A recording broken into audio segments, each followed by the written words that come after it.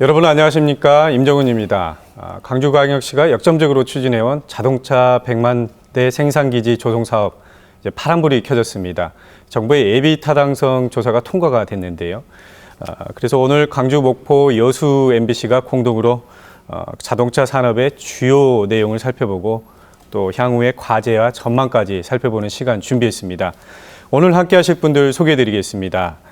윤장현 광주광역시장 나오셨습니다. 네, 안녕하십니까?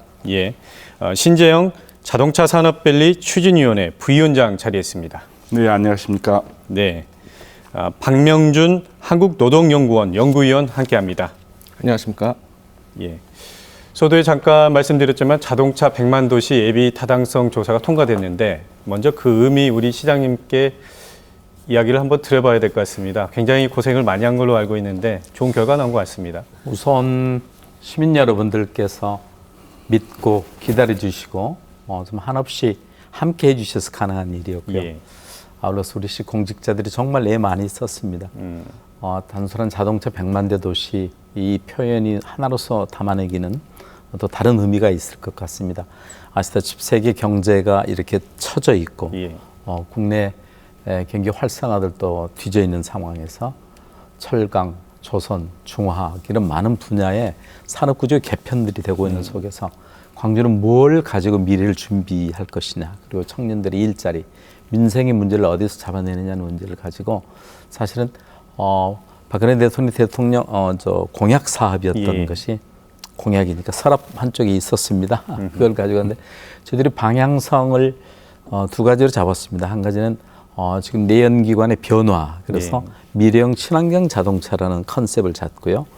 한국의 모든 제조업의 위기를 극복할 수 없으면 국가 전체가 지금 경제를 네. 파탄하게 되겠는데, 그래서 광주 공동체의 대한 믿음을 갖고 광주형 일자리라는, 그래서 기업하기 좋고 일하기 좋은 사회적 노사 간의 대타협을 이룰 수 있는 그 일들을 가져가겠다는 가치들을 예. 국가가 인정함으로 해서 이제 최첨단 자동차 전용 국가 산업단지가 조성되게 될 거고요. 친환경 부품 클러스터 이게 조성이 돼서 새로운 미래형 트렌드에 맞는 이런 과정들이 이제 좀 속도감을 갖고 진행될 수 있는 그런 토대를 이루어진 일이어서 정말 광주의 미래 먹거리 또 청년의 일자리 이런 걸 네. 잡아낼 수 있는 중요한 전기가 된 것 같습니다. 그렇다면 뭐 정부가 의지가 없다가 실질적으로 이것은 광주에다 만드는 것이 타당하다 이런 결론을 내린 거라고 볼 수 있는 건가요? 말씀 주신 대로 예비 타당성 조사는 KDI에서 이걸 투자 대비 효율을 수치상으로 정확히 내는 것입니다. 그런데 그 사이에 사실은 뭐 1.0 이상이 넘어야 되는데 예. 예전에 0.7 전후에서 넘나들었습니다. 그런데 광주형 일자리라는 것은 아시는 바와 같이 이제 시작하겠다는 게 아니라 그동안 비정규직의 정규직화 문제, 또 생활임금 문제, 여러 가지 또 광주의 노동정책, 기본정책 이런 걸 가지고 광주는 기아차 노조 광주지회, 또 항노총 지역본부, 민주노총 공공운수 노조와 함께 끊임없이 이 문제를 새로운 시대적 변화의 노동계가 지방정부와 함께 서로 협력해서 왔던 과정들이 광주형 일자리 출발들 해왔었는데 그런 부분에 대해서 정성적인 부분이 인정이 됐고 또 지난 3월에 중국의 조일홍 자동차 그룹이 광주에 투자를 결정해서 2018년 그때까지 2,800억을 투자해서 10만 대 정도의 전기차를 비롯한 자동차 생산하겠다는 계획 이런 일들이 함께 큰 가치의 변화를 확인해 준 것 같습니다. 네, 그래서 실질적으로 광주는 이제 자동차 아까 말씀하신 대로 친환경 최첨단 자동차의 산업단지로서 변경하게 되는. 네, 그렇습니다. 그 사이에 이제 가솔린이나 디젤 내연 기관으로 됐던 것이 지난번 폭스바겐 그 디젤 사태 이후 그리고 작년 12월에 세계 기후 정상회담을 통해서 CO2 가스를 2030년까지 30%를 낮춰야 되고 아울러서 지금 굉장히 문제가 되고 있는 미세먼지까지 해결을 하기 위해서 정부도 급격하게 이렇게 친환경 자동차, 전기 자동차, 또 수소차 이런 쪽으로 큰 정책적 방향이 풀어진 상태에서 저희 이 자동차 100만 대, 그러니까 친환경 자동차 부품 클러스터를 비롯한 이런 일들이 진행되고 있어서 그 국가 정책하고도 이렇게 좀 맞아 떨어지는 네, 그런 계기에 처해 있습니다.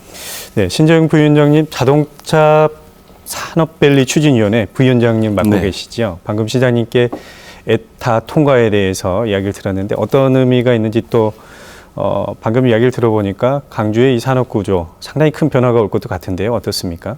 그렇죠. 그 광주의 자동차 산업이 시작이 된 게 1965년인데 예. 50년 만에 아주 큰 변화가 오는 계기를 마련했다고 할 수 있겠습니다.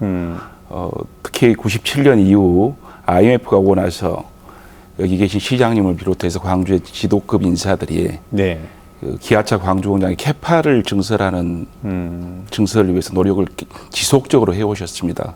그게 이제 벌써 20년 가깝게 되는데 그게 이제 노사의 어떤 건전한 문화를 만들어가는 그런 노력들을 쭉 해오셨고 또 다른 쪽에서는 현대차를 설득하고 캐파를 증설하는 노력들을 해왔습니다. 예.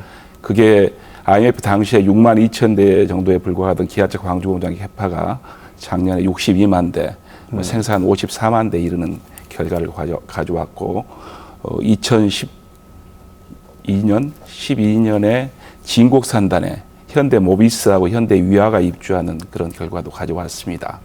현대차에서는 정몽구 회장께서 62만 대까지 캐파를 증설하는 노력을 해오셨고 굉장히 감사드릴 일이죠. 근데 이제 그렇게 해서 시작된 그리고 한 고비를 넘어온 광주 자동차 산업이 이제 친환경 자동차 선도 도시로서 위상을 갖게 되는 전기를 마련했다는 데에서 50년 만에 큰 전환점이 됐다고 생각합니다. 두 번째는 이제 광주 자동차 100만 대 사업은 더 이상 광주만의 사업이 아닙니다. 네. 경제 위기와 고용 절벽을 맞고 있는 대한민국에 커다란 희망을 주는 사업이 되고 있습니다. 예. 그래서 아까 시장님께서도 말씀하셨지만은 그동안 굉장히 지지부진하게 진행되어 온 감이 없지는 않습니다만은 광주가 제시한 광주형 일자리와 제조업 르네상스라는 큰 가치에 대한민국 전체가 박근혜 대통령까지 포함해서 화답한 결과라고 볼 수 있겠습니다. 예. 세 번째는 네. 저는 광주 시민들에게 드리고 싶은 말씀인데 에타는 끝이 아닙니다. 시작입니다. 이제 이 자동차 산업이 또 자동차 산업으로 이렇게 광주를 한 단계 도약시키겠다는 쉬운 일 같았으면은 이렇게 여기까지 오지 않았겠죠. 벌써 이전에 벌써 이루어졌겠죠. 예. 굉장히 어려운 사업이기 때문에 지켜봐 주시고 성원해 주시고 또 이 광주 자동차 산업이 잘 발전할 수 있도록 서로 노력하고 합심하는 그런 계기를 마련했다고 볼 수 있겠습니다. 예. 네. 오늘 박민준 박사님께 또 물어보고 싶은 것은 이 강주형 일자리 제도는 굉장히 독특한 제도인 것 같아요. 예. 특히나 이 노동계 쪽에서도 과연 이게 가능하냐 이런 말들도 많이 나왔는데 어떻습니까? 반응도 궁금하기도 하고 이런 것들이 아무래도 가능성이 있다고 판단했기 때문에 정부에서도 에타를 통과시킨 게 아닌가 싶은데요. 예.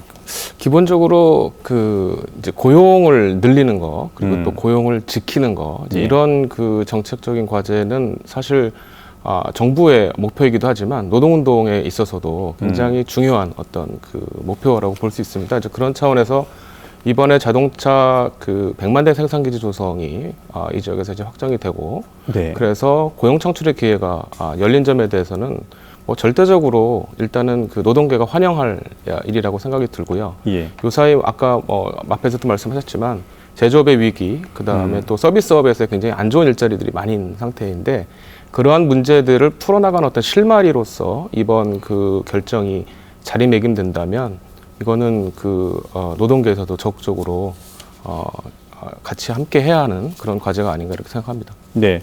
그리고 그 핵심 사항이 좀 더 물어보고 싶은 게 이 원천과 하천 간에 임금 격차가 없는 구조. 이거는 단순한 산업단지 조성이 아니라 어떻게 보면 이 대한민국 사회에 있어서는 이 노동이라든가 또 대기업과 이 밑에 하청 간에 네네. 구조 변경도 오는 그런 일이 아닌가 싶기도 한데 어떻습니까? 네네. 그 광주형 일자리가 다루고 있는 굉장히 중요한 어떤 주제가 뭐냐면 사실은 우리나라 그 노동시장 불평등 문제를 해소하겠다는 사실은 그런 그 야심찬 계획이라고 볼 수 있습니다. 예. 이제 노동시장 불평등이라고 하면은 그 노동시장 기진입자와 미진입자가 이미 일정하게 불평등한 구조일 수도 있고요. 예. 기진입자들 내에서도 사실은 그 원하청 관계 어떤 수직 구조 속에서 이 하청 구조에 종사하고 있는 그런 그 종사자들이 강하는 여러 가지 부당한 불이익들이 존재하고 이제 또 다른 것은 이제 고용 형태 차원에서도 정규직이냐 비정규직이냐 이제 이런 문제 차원에서 불평등이 이제 존재를 합니다. 근데 이러한 문제들이요 아시다시피 그 우리 사회에서는 따로따로 되는 문제가 아니라 굉장히 종합적이고 중첩돼서 사실 존재하고 있는데요. 이제 광주형 그렇기 때문에 이제 처방도 종합적으로 나와야 되는데 광주형 일자리가 바로 그것을 종합적인 대안을 모색한다라는 그런 취지에서 굉장히 의미가 이제 있다고 볼 수 있고요. 그래서 특히나 아까 말씀하셨듯이 원청과 하청의 그 격차 문제를 해소하는 거가 굉장히 광주형 일자리에서도 중요하게 다루고 있는 문제인데 그러려면은 중요한 그 사회적 합의의 틀을 만들어 나가는 게 굉장히 중요합니다. 그래서 그 하청의 어떤 노와 사 모두가 또 일정하게 자기 목소리를 내면서 이쪽의 일자리를 지켜나가고 양질로 키워나가는 문제에 있어서 마찬가지로 같이 역할을 해나가는 식으로 논의 구조를 짜 나가는 것이 굉장히 중요하다고 생각합니다. 예, 이따가 좀 더 자세하게 구체적으로 한번 더 들어보도록 하죠. 어쨌든 굉장히 축하할 일이 생긴 것 같습니다. 상당히 의미 있는 일인 것 같은데 일단은 3,030억 원인가요? 네. 이게 확보가 된 것 같은데 과연 이 돈으로 이 산업이 이 추진이 가능한지 이것도 또 궁금해하시는 분도 계신 것 같은데요. 네. 그건 이제 비교를 좀 해보면은 울산 그린카 사업 같은 게 한 1,400여억 원, 또 대구 요즘 하자면 인공지능형 자동차 이것도 1,500~600억 수준에 비하면 결코 우리 광주가 역대 자동차 사업에 대한 일에서는 가장 많은 액수를 액수상에서는 그렇죠. 근데 이제 방금 우리 선생님 말씀하셨듯이 한국 사회의 가장 중요한 지금 현실적인 문제를 꼽으라면 아마 사회적 격차 아니겠습니까? 그 사회적 격차를 푸는 여러 가지 방법이 있을 텐데 지역 내에서 푸는 것도 구조적으로 산업구조 개편 과정에서도 새로운 패러다임이 필요한 시기에 저는 광주는 큰 그 새로운 출발도 얻었지만은 한편은 지난한 길을 가야 될 마치 민주화를 이룰 때까지 그렇게 힘든 길을 갔듯이 또다시 우리 시민들과 지역의 모든 주체들이 함께 그 일을 가야 될 그런 새로운 출발 선상에 서 있습니다. 뭐 제가 에베레스트 원정대 대장되고 히말라야 몇 차례 다녀오지 않았습니까? 그래서 이제 베이스 캠프에서 캠프원을 이제 친 겁니다. 그래서 이런 정도 종잣돈을 가지고 어떤 전력 그 사이에 함께 협력해왔던 노동계. 저희 이제 광주시에서는 처음으로 정규지방자치단체에서 처음으로 노사 문제, 노동 문제를 지방 정부에서 중앙 정부에 맡기지 않고 지방 정부에서 함께 일을 풀어가겠다 해서 사회통합 추진단을 저희가 만들어서 노조위원장 또 노조 활동을 오래 했던 노조운동의 활동가를 모셔서 함께 일들을 해왔기 때문에 저희 액수도 액수이지만은 중요한 것은 이런 사회적 자본, 사회적 합의 이런 일들이 그동안 정치적 민주화를 이루어왔던 우리 80년 5월에 우리 광주가 이제 한국 사회의 어떤 경제적 민주화, 물론 대기업에 대해서 요구해야 될 여러 가지 또 정부에서 경제적 민주화의 이 여러 의제들이 있겠지만은 저희는 이 부분을 노와 사가 서로 고용을 유지하고 아까 말씀 주셨던 그런 노동의 조건들도 향상시키면서 적정 임금 참 애매하게 들릴지 모르지만은 저는 합의할 수 있다고 봅니다. 왜냐하면 단순한 임금의 액수도 중요하지만은 그분들께서 노동자들을 살아가는 데 있어서 가령 산업단지 가까운 곳에 주택의 문제 또는 교육의 문제, 복지, 의료 이런 걸 저희들이 시에서 잘 함께 준비를 하면은 임금 수준에 비해서 누리는 삶의 질은 서로 동의할 수 있는 틀들을 만들어내겠다 이런 생각까지 함께 갖고 있습니다. 네, 어떻습니까? 자동차 산업 밸리를 계속 추진해 오셨는데 부위원장님, 이 3,030억 원의 돈으로 방금 시장님 말씀하신 것처럼 어떻게 보면 그런 산단이라면 근로자들한테 주거와 복지와 여러 가지가 또 제공되고 방금 말씀하신 적정 임금의 산업 구조로 재편되는 이 산업단지 조성이 가능한지 이것도 궁금한데요. 이게 예산의 문제, 금액의 과다의 문제로 접근할 게 아니라요. 광주형 일자리라는 것을 한마디로 이야기하면은 일일 8시간 노동, 주 40시간 노동을 하면은 근로자들이 갖고 있는 생계와 자녀 출산과 교육과 또 자녀들을 결혼시키는 문제 이런 것들이 해결되는 그런 것이 광주형 일자리라고 생각합니다. 예. 근데 그것들을 위해서 중앙정부는 중앙정부대로 할 일이 있고 지방정부는 지방정부대로 할 일이 있고 광주 시민사회나 광주 시민들은 시민대로 할 일이 있을 겁니다. 그것들을 함께 만들어간다는 데서 그리고 그 물꼬를 텄다는 데서 의미가 있다고 생각합니다. 네. 원래 이거는 아까 우리 부위원장님 말씀하셨지만은 100만 대를 그냥 완성차, 그냥 생산 증설만을 꾸준히 요구하다가 이번에 바뀐 거죠? 딱 그건 아닙니다. 아닙니까? 그러니까 자동차 산업이라는 게 완성차가 들어서면은 부품 산업들이 들어서고 부품 산업들이 촘촘해질수록 완성차가 들어서기 쉬워집니다. 아주 가까운 일본의 기타큐슈에서 우리보다 10년 늦게 자동차 산업이 시작됐는데 거기는 지금 2014년 당시에 154만 대 캐파를 갖고 있고 예. 2020년까지 200만 대 캐파로 증설을 하려고 합니다. 거기에 완성차 업체가 4개가 들어와 있고 부품 산업이 1000개가 들어와 있습니다. 그리고 그 후에 그러니까 공장에 자동차 공장에 자동화 설비를 제공하는 자동화 설비 사업들이 그 기타 규슈 경제의 20%를 차지할 정도로 아주 촘촘한 체인들을 이루고 있습니다.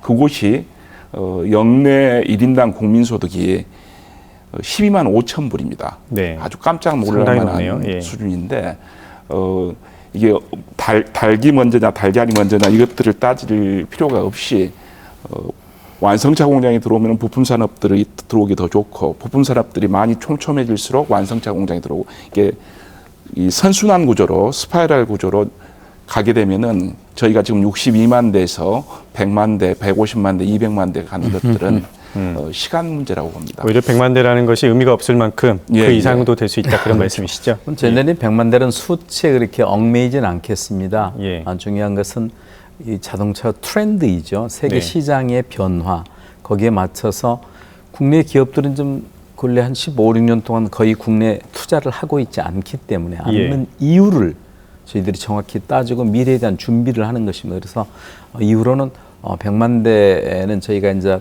앱이 타당성 조사를 받기 위한 사업의 명칭이었지만은 이제 정확히는 친환경 자동차 부품 클러스터 그리고 국가 산단을 만드는데 광주형 인자를 통해서 그런 과정들을 가겠다는 것입니다. 그래서 얽매일 필요도 없지만은 그 수치가 전체는 아니라고 생각을 하고요. 그런 환경을 바꿔내는 일.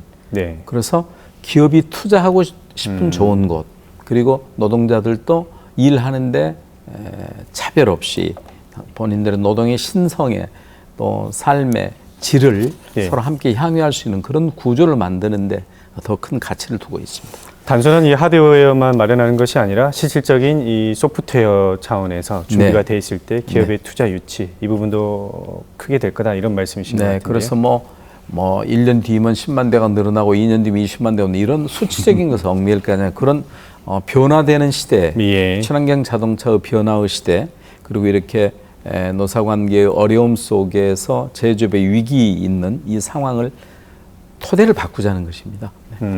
친환경 자동차 산업에 대해서 좀 더 정의를 좀 해야 될 것 같다는 생각도 듭니다. 단순한 이게 전기 자동차인지 요새는 또 이 자율형 자동차입니까? 예, 네. 이것까지 포함하는 자동차라는 생각도 드는데 어떻습니까? 그 이제 자동차 산업의 미래를 보면은 예. 한축 X축으로는 친환경 쪽으로 간다면 한쪽으로는 이제 자율주행 쪽으로 가는 거겠죠. 예. 그러니까 이제 광주가 지금 잡고 있는 컨셉이 친환경인데 네. 그렇다고 해서 자율주행이나 그 전체를 포기하는 건 아니죠. 예. 함께 가는 거죠. 친환경 최첨단 자동차라고 그럼 예, 생각을 해도 예. 될까요? 예. 그런데 대구가 지금 자율형 예, 그렇죠. 자동차를 하고 있고 아까도 말씀 1,500억 정도가 투자가 돼서 광주와 대구는 이제 달빛 동맹으로서 자동차 부품 산업이 이렇게 서로 예. 협력의 관계를 갖고 있고 단지 이제 세계적인 트렌드 자체가 지금 테슬라 이런 선풍적인 인기 예. 그리고 가장 지금 CO2 문제 이런 미세먼지 문제로 어려움을 겪고 있는 중국 같은 경우에서 시진핑 주석이 이미 전기차 500만 대 생산을 지금 시장이 있어야 제품을 생산하는 거 아니겠습니까? 예. 그래서 정부로서도 근래 금년 7월 들어와서부터 전기차를 비롯한 친환경 자동차 쪽으로 크게 선회하는 여러 그 대통령의 말씀도 계셨고, 광주로서 한 가지도 이거는 잘 아시겠죠, 임 여러분 아시겠지만 우리 빛가람 공동 혁신 도시에 한전이 와 있습니다. 이건 생산도 생산이지만은 그 자동차가 도울 수 있는 전기, 충전, 여러 인프라 같은 것들이 유지가 돼야 되기 때문에 광주는 그런 면에서는 한국전력과 함께 서로 협업하는 일이 돼 있고, 또 창조경제혁신센터가 작년부터 개설이 돼 있었는데 네. 저희들은 복되게 현대기아차 그룹과 창조경제혁신센터가 서로 협업이 돼 있습니다. 거기에 주요한 아젠다 하나가 수소차에 대한 것입니다. 네. 그래서 정부에서도 지금 대중교통 이런 버스 같은 데서는 수소차, 수소연료 전지차를 지금 도입할 계획을 갖고 있는 것 같습니다. 그렇다면은 이제 전기차가 큰 흐름으로는 가지만 수소차에 있어서도 광주가 그런 선도적인 도시 되기 위해서 며칠 전에 그 현 수석이신가요? 네. 미래과학소 네. 광주에 와서 창조경제혁신센터와 또 광주 과학연을 들려서 수소차, 수소연료 전지의 지금 진행 과정을 이렇게 체크하고 가는 걸 보니까 그런 변화들 중심에 지금 있는 것 같습니다. 두 분의 이야기를 들어보니까 상당히 이 인프라라든가 이런 게 광주가 참 적합지라는 생각도 많이 듭니다. 여기에 방금 우리 윤 시장과 이야기했던 부분이 이 광주형 일자리인데요. 이 부분을 도맡아서 연구하신 분이 바로 이 박명준 우리 박사님인데요. 광주형 일자리 이야기 좀 해볼까요? 네. 예, 아까 잠깐 이야기를 나눴지만 연구를 도맡아서 하셨는데 연구 결과가 나온 것 같은데 이게 어떤 건지 다시 한번 설명 좀 해주시죠. 네, 광주형 일자리 연구는 광주광역시에서 그 연구 의뢰를 해서 저희 한국노동연구원이 네. 주도가 돼서 연구를 했고요. 그래서 그 결과로 저희가 그 약 한 500페이지 분량의 연구 보고서를 이제 만들었습니다.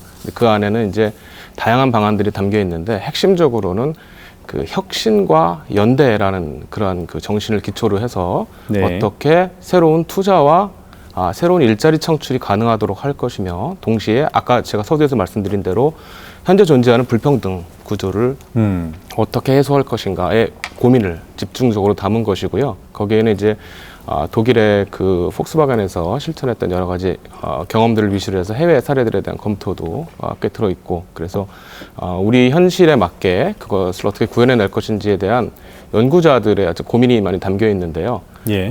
그것이 이제 현재 예비 타당성 조사를 거치고 자동차 100만 대 그 생산기지 확충이 결정이 되고 나서 더 이제 힘을 받아서 광주형 일자리를 향한 노력이 이제 그 가시화될 거라고 이제 생각합니다. 근데 이번 결정을 보면서 저는 한 가지 약간 새로운 그 의미를 좀 부여하고 싶은데요. 예. 그러니까 종래에 우리나라에서 이 그 과거 정부 주도하에 산업화가 이루어졌을 시대에는 그러니까 산업을 먼저 결정을 하고 네.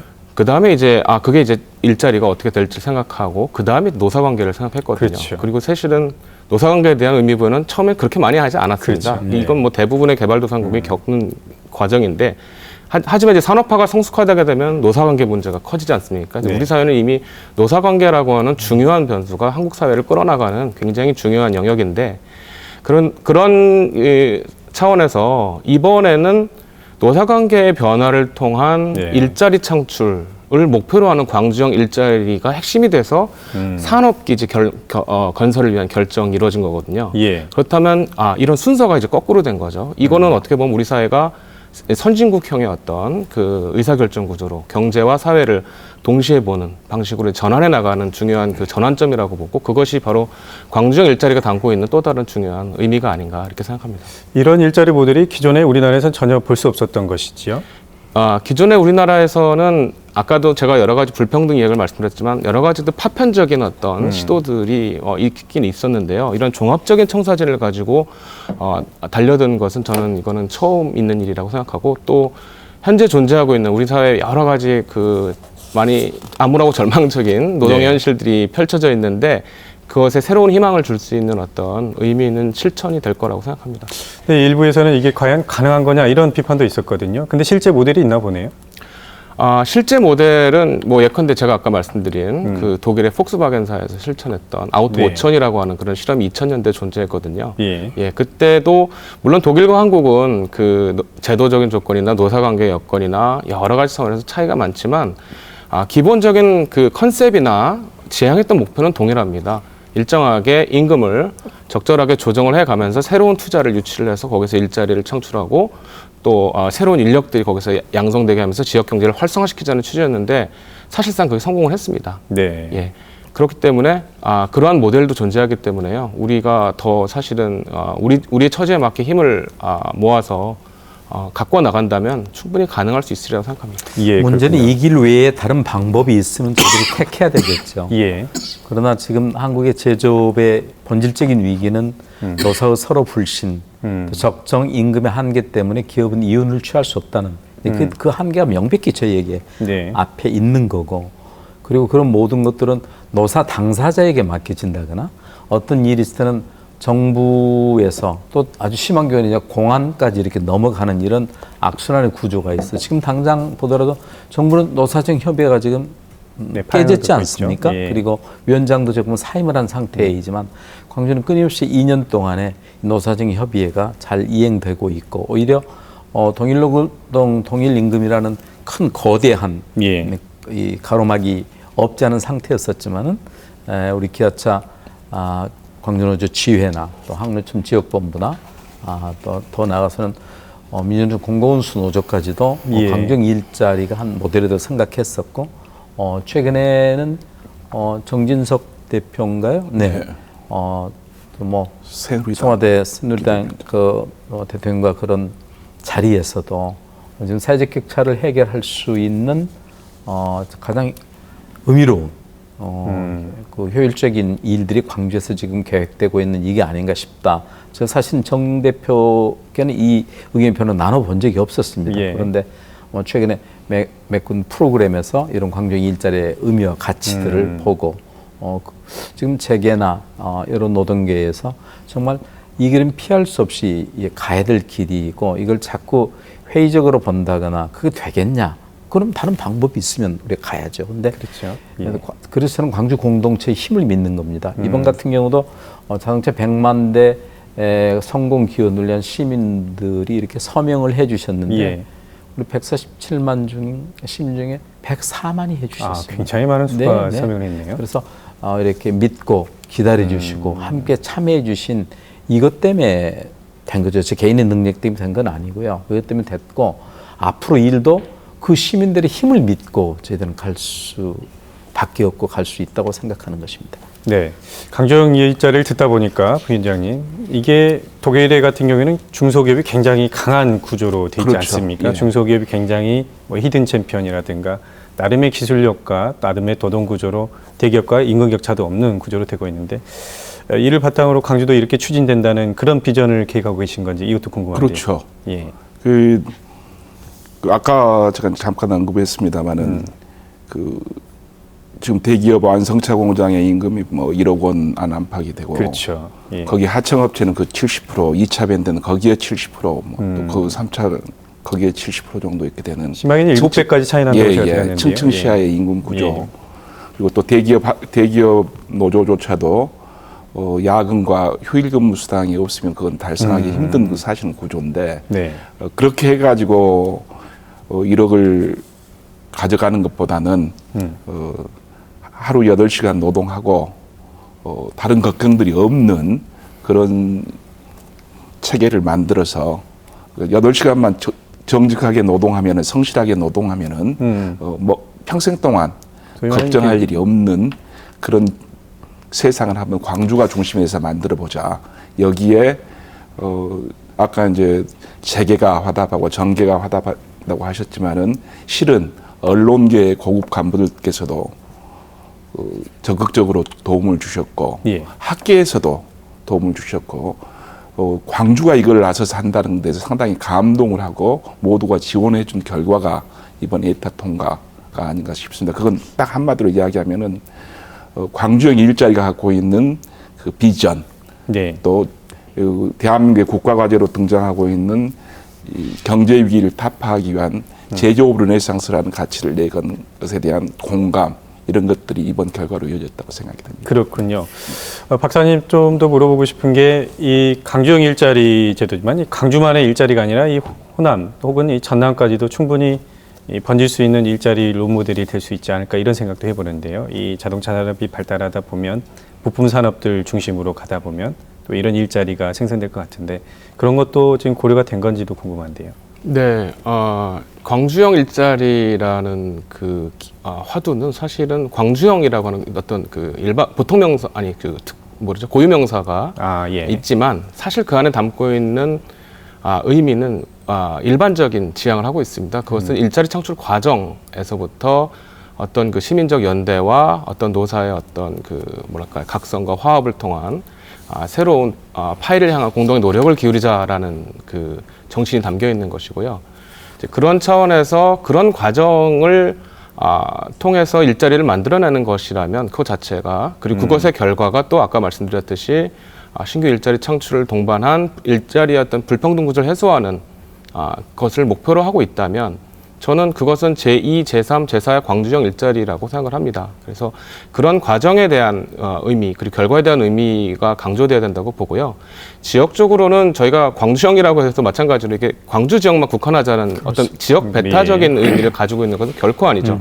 오히려 광주에서부터 뭔가를 배양을 해서 인큐베이팅 비슷하게 그래서 성공의 어떤 단초들을 보이면서 이거를 확산시켜내자라는 그런 취지가 있습니다. 그래서 혹자는 이게 울산하고 광주하고 경쟁 구도 속에서 광주가 이익을 보겠다는 시도 아니냐라는 약간 그 색안경을 낀 잘못된 비판도 하시는데 전혀 그런 의미를 담고 있는 것은 아니라고 보고요.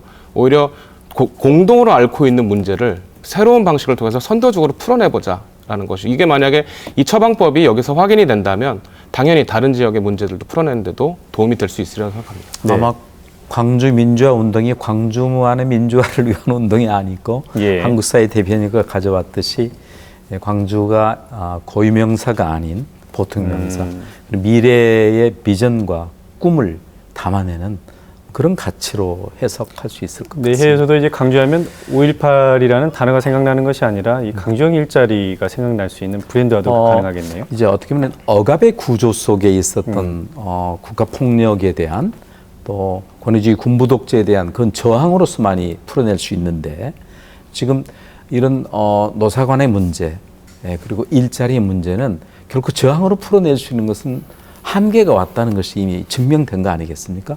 이제 저항이 아니고 참여와 혁신을 통해서 우리뿐만 아니라 다음 세대들 그리고 다른 나라들과의 어떤 경쟁력을 가져낼 수 있느냐는 그런 차원에서 일이 접근되고 있다고 생각하면 되겠습니다. 예.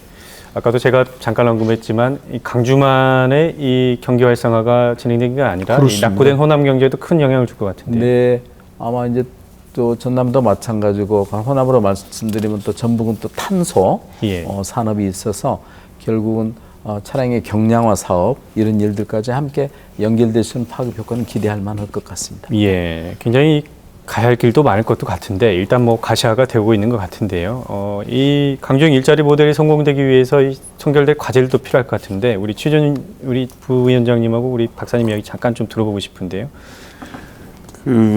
저는 이제 가장 중요하게 생각하는 것이 어차피 이제 본 게임은 기업을 유치하는 데서 이룩되고 저희가 이제 광주형 일자리 아주 매력적인 컨셉을 만들고 그것을 다듬고 노동계의 합의를 이끌고 시민사회의 동의를 얻어가지고 여기까지 왔습니다만은 기업이 걱정하는 건 그런 것 같아요. 아까 말씀했던 그 아우토 5천 사례도 그렇고 GM의 세턴 사례도 그랬습니다만은 아우토 5천 사례가 7년 만에 이제 복귀를 했거든요. 그리고 슈레더가 물러나는 결과를 가져왔는데 이게 지속 가능한 건가? 여기에 대해서 큰 의문을 갖는 것 같아요. 근데 그 기타 규슈 사례를 보면 40년 동안 지속되었단 말이에요. 아, 그렇군요. 그러니까 어떤 거냐면은 도요타가 캠리를 팔면서 캠리의 수익성이 한계에 부딪힙니다. 그러니까 이제 우리가 잘 아는 렉서스를 이제 도요타가 개발을 하게 되죠. 근데 그 렉서스를 도요타 나고야 옆에 있는 도요타시에서 만드는 게 아닙니다. 기타 규슈에서 별도법인 도요타 규슈라는 별도법인을 만들어서 거기에 맞는 임금 체계를 갖고 거기서 만들게 됩니다. 예. 그러면은 그 토요타 렉서스의 고수익성 그리고 또 새로운 임금 체계가 갖고 있는 고수익성이 시너지가 엄청난 수익을 가져오게 되죠. 근데 그게 그 도요다시의 어떤 그 산업 환경을 빼앗아서 기타 규슈로 가져오는 게 아닙니다.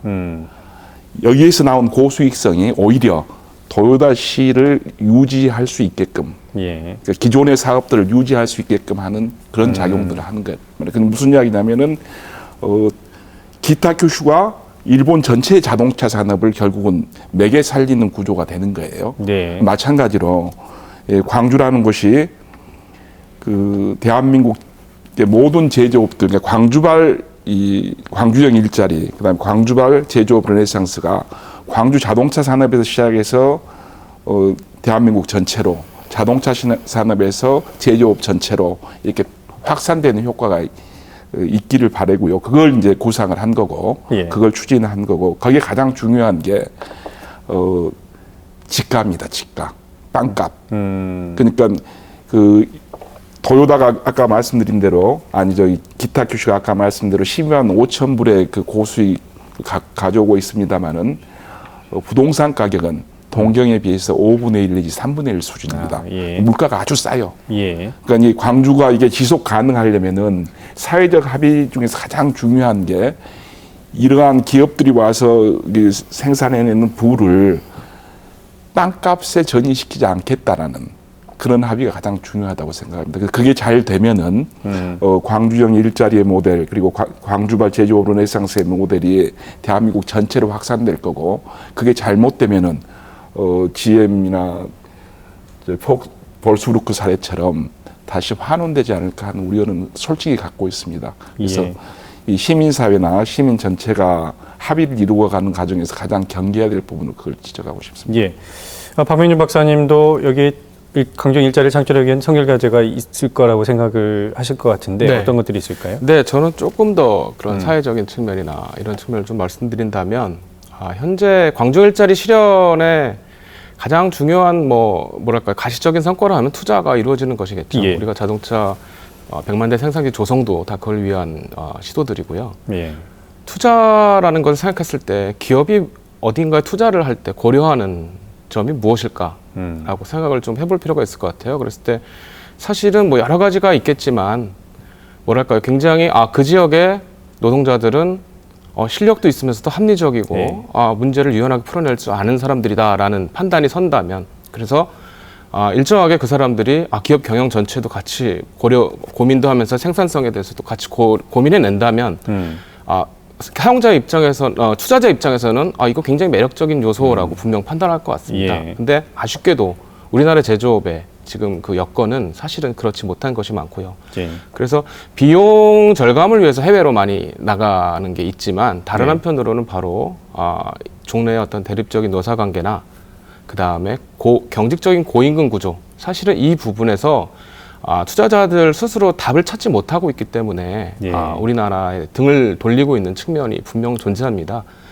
그랬을 때 이제 광주형 일자리를 통해서 투자가 실현된다는 얘기는 바로 이런 경직적인 고임금 구조, 그 다음에 대립적 노사 관계를 보다 생산적이고 유연하고 합리적인 방식으로 풀어낸다라는 것이 전제가 되고 있거든요. 사실은 근데 아까 시장님 말씀대로 이 과정은 우리가 민주화 운동을 했던 것 이상의 굉장히 지난한 여러 가지 노력이 겸비되어야만 하는 필요한 것이고요.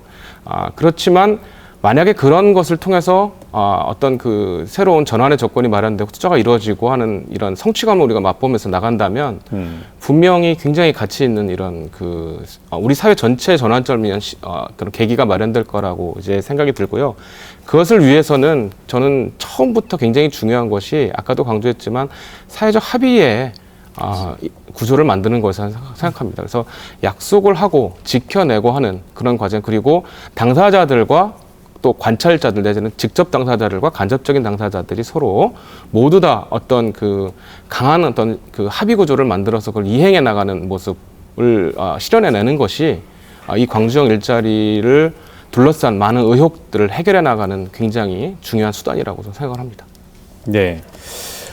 일단 이 총사업비는 확보됐는데 네. 구체적인 이야기를 잠깐 좀 들어보겠습니다. 굉장히 좋은 그림들이 많이 나오고 있습니다. 들어보니까 대한민국을 바꿀 수도 있는 이 강주영 일자리 제도 또 이번에 에타 통과의 의미도 상당히 클 것 같은데 이 사업을 추진하기 위해서는 당장 내년도 국비 확보도 필요할 것 같은데요. 어떻게 되고 예, 있나요? 그렇습니다. 지금 내년 저희가 403억 원을 요구 중에 있습니다. 예. 네, 그리고 바로 지금 또 국회 가서 녹화 끝나면 바로 이제 그 일들을 지금 하러 그러시군요. 올라갈 판입니다. 네. 그래서 지금까지는 에타 미종료 사업이어서 예산 지원이 안 되고 있었는데 역시 에타가 통과됐기 때문에 제 정치권과 지금까지 협력해 주셨듯이 함께 협력해서 그 일들을 만들겠습니다. 그래서 이제 국가 산단을 어떻게 할 것인가, 아까 말씀 그런 일들을 담아내는 산단에 그리고 부품 클러스터 또 글로벌 그 센터들을 어떻게 만들어낼 것인가 하는 영역과 실질적인 이제 단계로 접어들겠고요.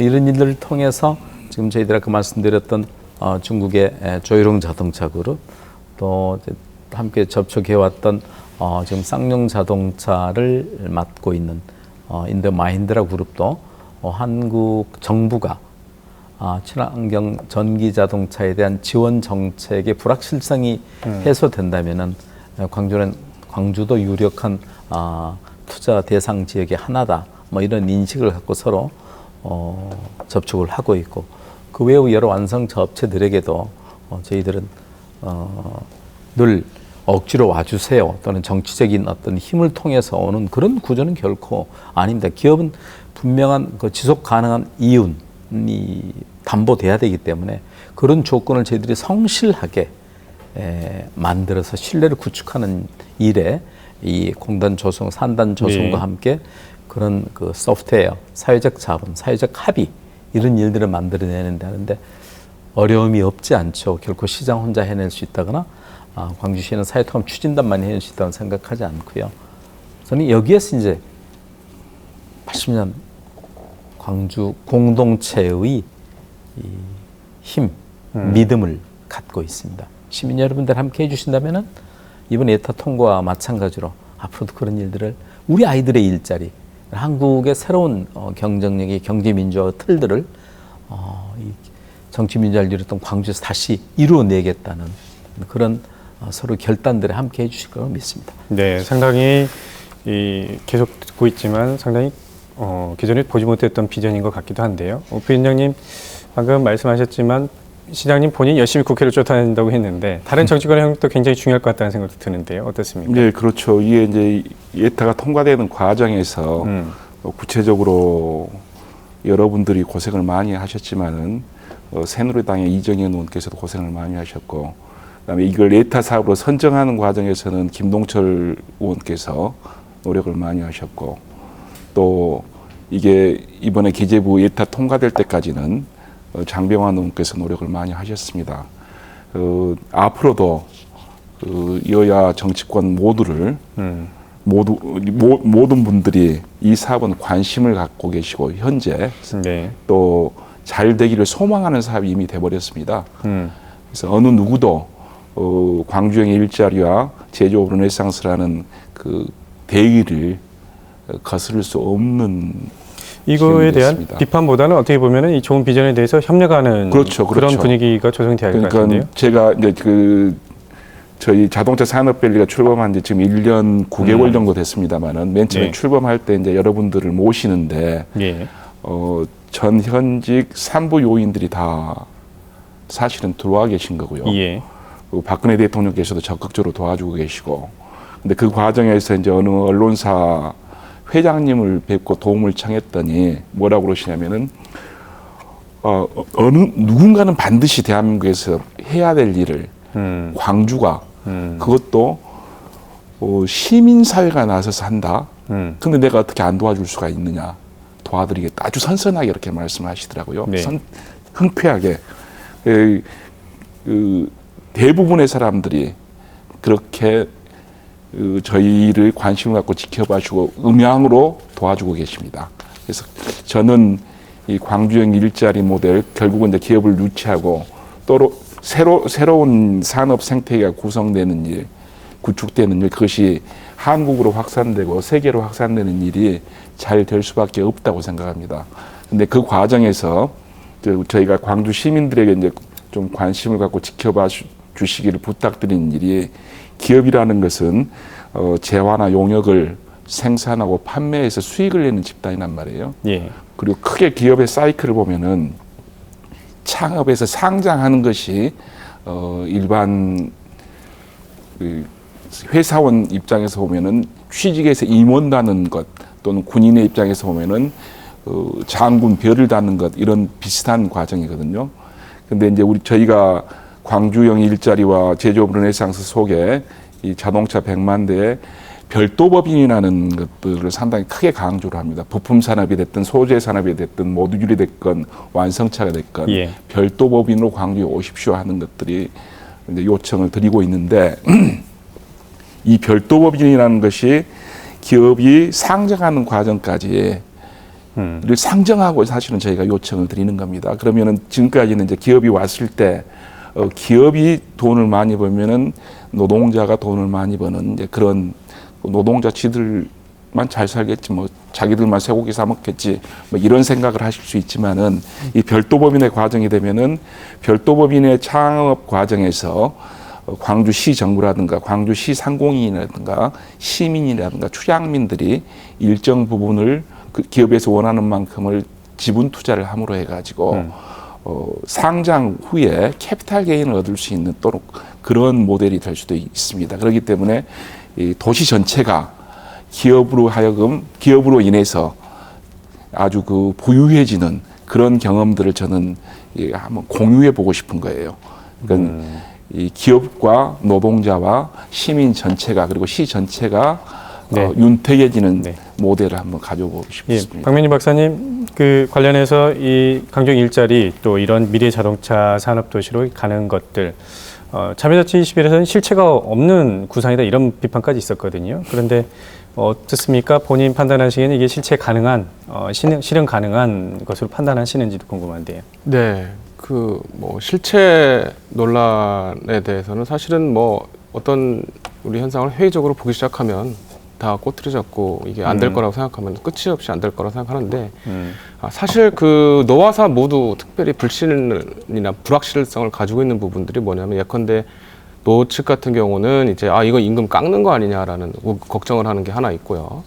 그죠? 그럼 이게 말하자면은 소위 말해서 이제 그 종래의 근로 조건을 더 악화시키는 쪽으로 영향 끼치지 않겠느냐라는 우려가 있습니다. 근데 사측 같은 경우는 또 한편으로는 뭐 처음에는 이렇게 낮게 시작한다고 약속을 해놓고 나중에 가서 보증 못하는 거 아니냐. 그 다음에 광주 일자리 내용을 봤더니 뭔가 경영 참여를 한다든지 이런 부분들을 강조를 하고 있는데, 이게 얼토당토 않은 소리 아니냐 우리나라에서, 이런 얘기를 이제 하십니다. 근데 사실은 이제 모두 다 우리가 한 번도 우리 사회에서 제대로 실험해보지 못한 것들이기 때문에 저는 불신이나 불확실성을 갖는 거는 일단은 당연하다고 생각을 합니다. 그렇기 때문에 그 각각의 당사자들이 우려하고 있는 사항들에 대해서 충분히 내놓고 그러한 문제들이 발생하지 않도록 우리가 예방하고 풀어나가는 어떤 그러한 논의 틀을 마련해 나가는 것이 그렇기 때문에 굉장히 중요하고요.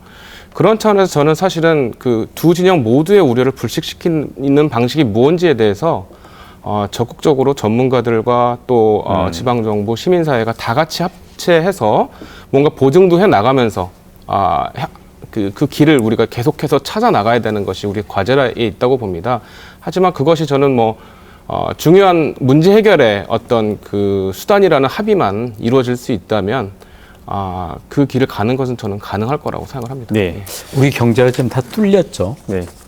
이 온몸으로 좀 막고 있는데, 이건 물리적인 가령 물살이 오는 것은 어디로 이렇게 흐르고 새고 밀리는 게 보입니다.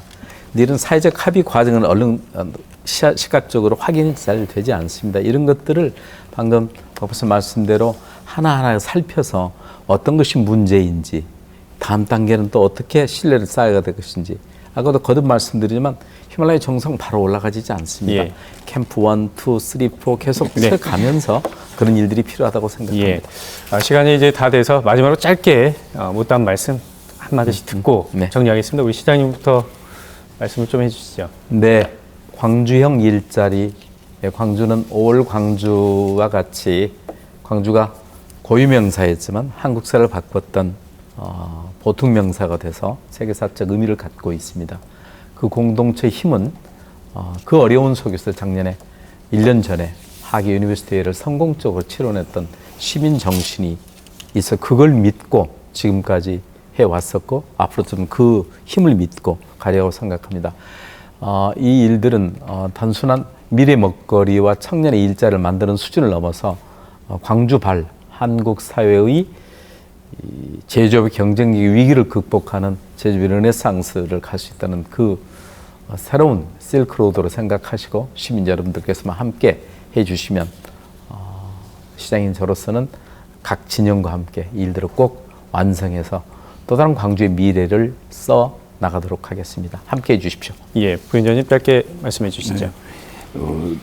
저는 광주 시민과 더불어서 이루고 싶은 꿈이 하나 있습니다. 어떤 거냐면은 자동차 관련 기업들을 별도 범위로 1000개 정도 유치를 해가지고 20년 내에 300개 정도를 상장시키는 일입니다.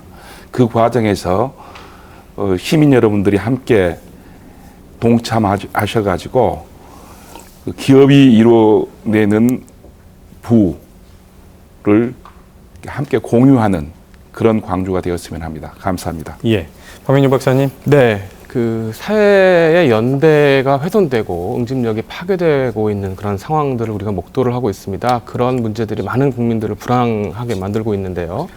저는 광주 일자리는 바로 그런 우리 사회 문제에 대해서 정면 도전을 하고 진검승부를 벌이겠다고 나선 것이라고 생각합니다. 그래서 광주형 일자리는 광주만의 일자리가 아니라 이제 전 국민이 희망을 걸고 바라보는 그런 사활이 걸린 프로젝트가 됐다고 생각합니다. 그런 의미에서 반드시 이 프로젝트가 성공을 거두어서 아까 사회자님 말씀대로 광주 하면 향후 광주 비엔날레보다 광주 일자리를 전 세계인이 떠올릴 수 있도록 이렇게 성취를 해나갔으면 하는 그런 바람입니다. 예, 오늘 토론 함께해 주셔서 고맙습니다. 예. 시청자 여러분, 오늘 토론 어떻게 보셨습니까? 요새 뉴스들 보시면 앞이 캄캄하시죠? 어떻게 살아가야 될지 어두운 소식만 계속 들려오고 경기는 점차 나아질 기미가 보이지 않습니다. 근데 오늘 자동차 100만 도시 이야기 또 강정희 일자리 이야기 들으면서 비전과 꿈을 꾸셨는지 모르겠습니다. 오늘 토론 여기서 마치도록 하겠습니다. 지금까지 시청해 주신 시청자 여러분 고맙습니다.